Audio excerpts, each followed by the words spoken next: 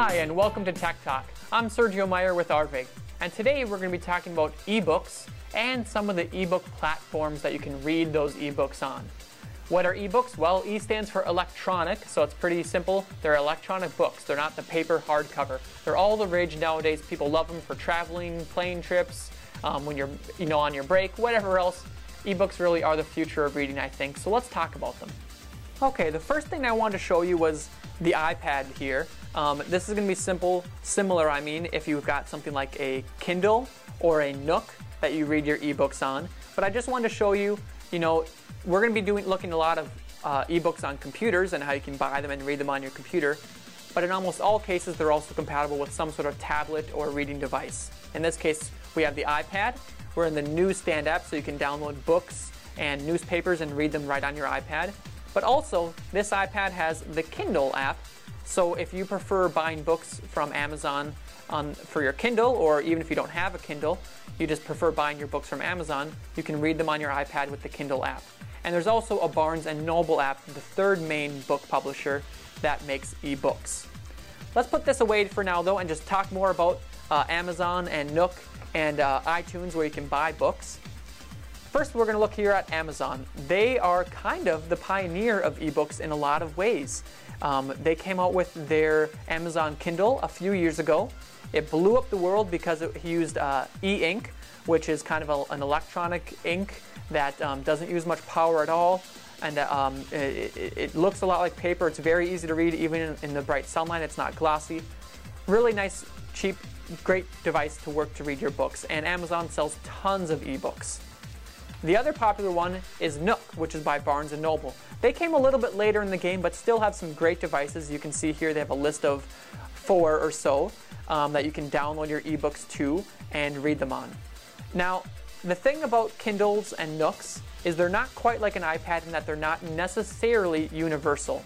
So remember how I talked about on my iPad, I could have a Kindle app, so I could buy books from either Apple or from Kindle and read them on my iPad. With the Kindle, some of them there's 4 or 5 different Kindles you can buy. Some of them will let you read books from other publishers. Some only work from books you bought from Amazon. The same goes with the Nook again. Certain Nooks will let you read books that you download from Kindle or from Apple maybe, but certain ones are only compatible with books you bought directly from Barnes & Noble. The third big publisher for ebooks, and they're new to the game as well, is Apple and iTunes. Of course, when they released that you could read ebooks on the iPad, they wanted to sell them to you too. Let's go ahead and open up the iTunes store, and you can see you can search for, like we've talked about in the past, music and videos and apps and everything else. They also sell ebooks, which you can download on to your iPad, your iPhone, or whatever else and read them.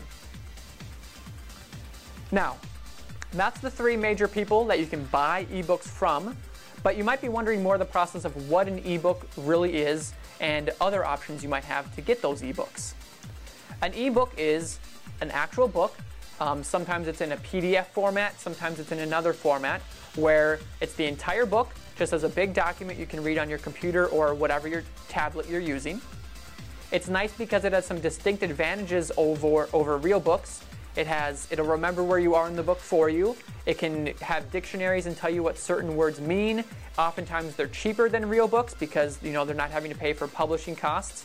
And once you download it from a service, you can delete it and re-download it later, so you never have to worry about losing that book.